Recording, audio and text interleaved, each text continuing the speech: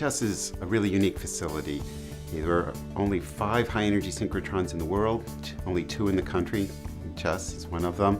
And our particular strength is developing new technologies, new equipment, techniques, and then recruiting users to capitalize on those to produce forefront science.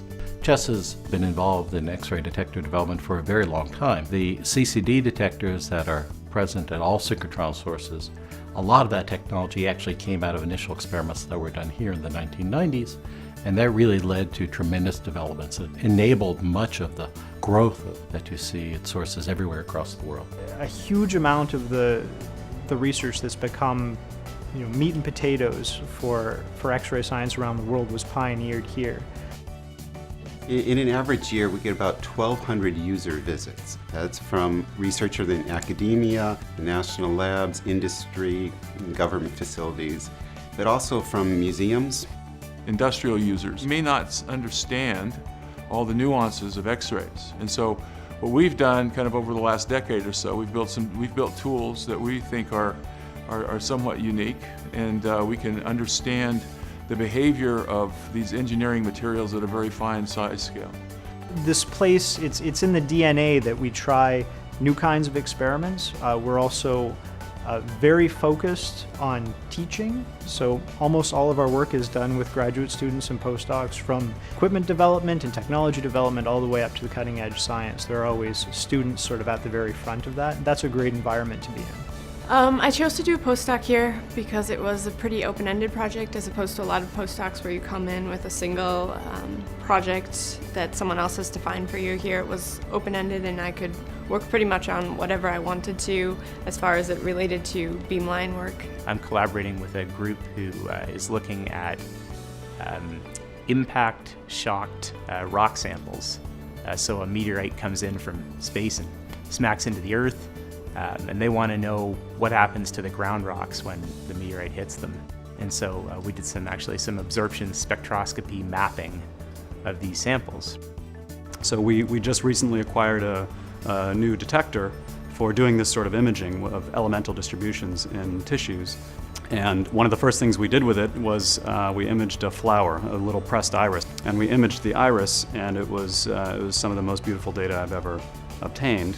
I sent that image to a botanist here on campus, and he wrote back in 15 minutes and said being able to image flowers and plants in this way has the potential to allow us to ask entirely new questions that we just could never ask before because we had no way to obtain that information. We are developing new detectors for experiments that we would be anxious to do, and our collaborators are anxious to see performed. One example is a detector that's able to frame at 10 million frames a second that lets us look at things like turbulence. It lets us look at things like crack propagation, materials failure. Another detector that we're developing is one that frames at 1,000 frames a second. Not quite so fast, but still very fast, but has an enormous dynamic range. It could easily see single X-rays within the frame, but it could also collect up to 30 million X-rays per pixel per frame.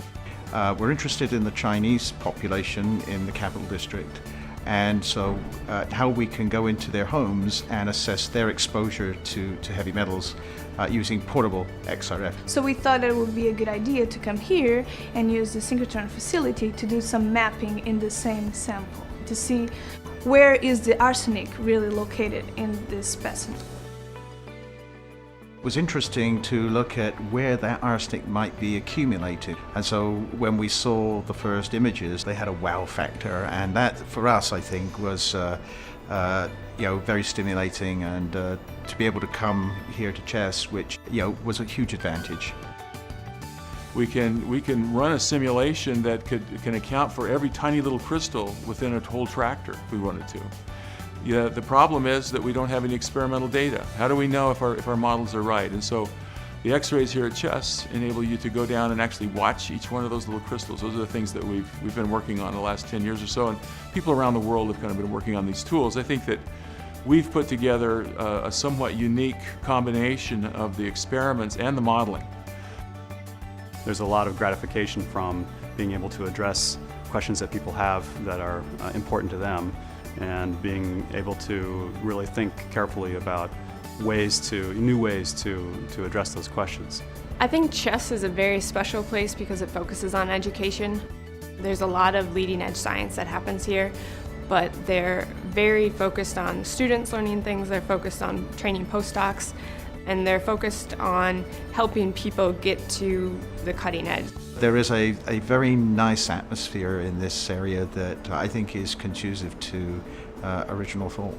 We encourage potential users to bring us your hardest atomic scale structural problems, the things that you can't do someplace else. Give us a call and let us go at it with you, and I think you'll be pleased.